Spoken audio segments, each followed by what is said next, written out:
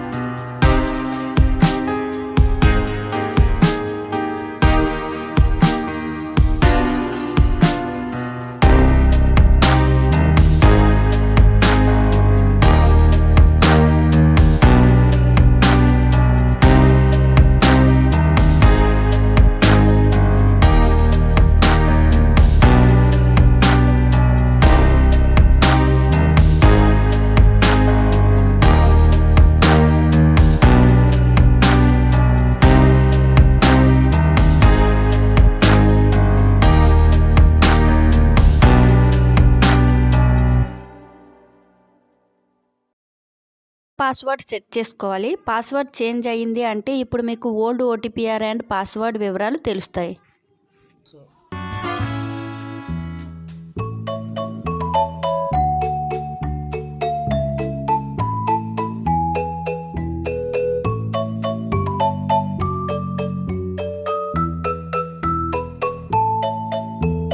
No, no, no, no.